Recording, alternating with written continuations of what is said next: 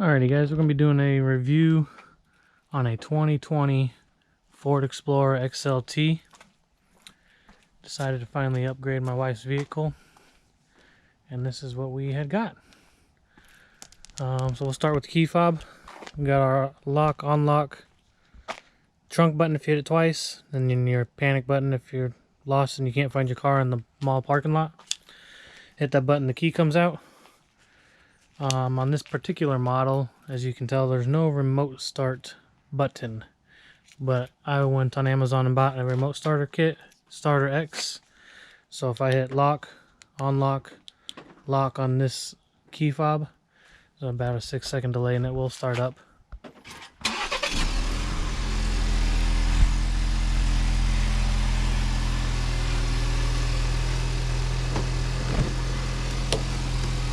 And it is a third row seating here. There's your front row. Second row was a car seat. Our second row did come with a middle seating. I went ahead and removed that just to make it easier for when my kids like to sit in the back row. They can kind of get in here easier. I will show you on the other side that these seats, and they're both the same on each side, will actually slide forward, giving them easier access to get in and out.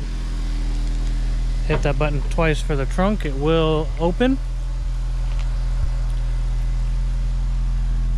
And in the back here, we do have a little hidden compartment for some storage. Each side will open up a little bit as well. So if you have that closed, you can open up this side here, put something small in there, then the same over here. And in the back you do have your jack and everything you need with it right there.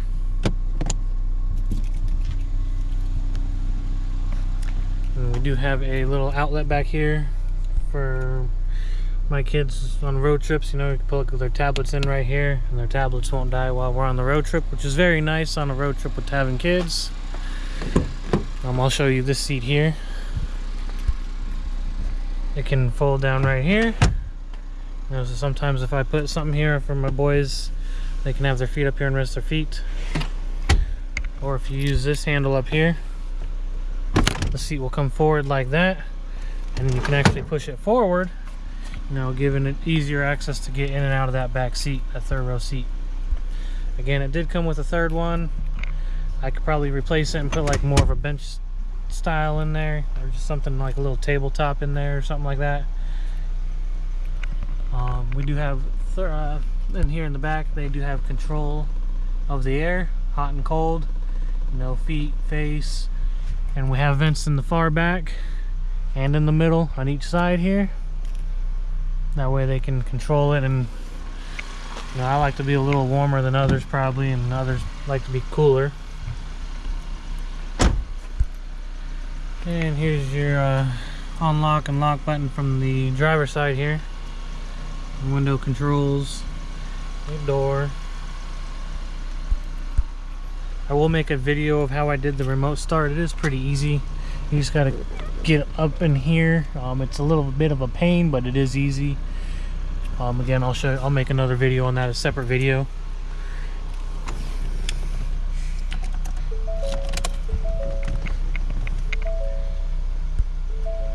Here's your radio coming on. It is a touch screen, you know, so you can go through your different settings, connect it to your phone. It just connected to my phone here. It does have Sirius radio installed into it if you do want to pay their monthly subscription fee. Little glove box, pardon the mess. We've had this for a few months, so we have already put some stuff in here. Center console. And when you're driving, this has an electronic emergency brake on it. So every time you put it in park here, from your spinner knob here, you know, this is me taking the e-brake off, pushing that button down. You can tell that that brake light went off, but as soon as I go back to park, it'll flash a little bit and then it'll lock on. You know, that parking brake is engaged. This button here has a little hand on it. It took me a minute to do some research on that. But what it is if you're on a hill and you're sloped a little bit, obviously when you take your foot off that brake down there and you go to the gas, you know, usually you start rolling back and forth depending on which way the hill is.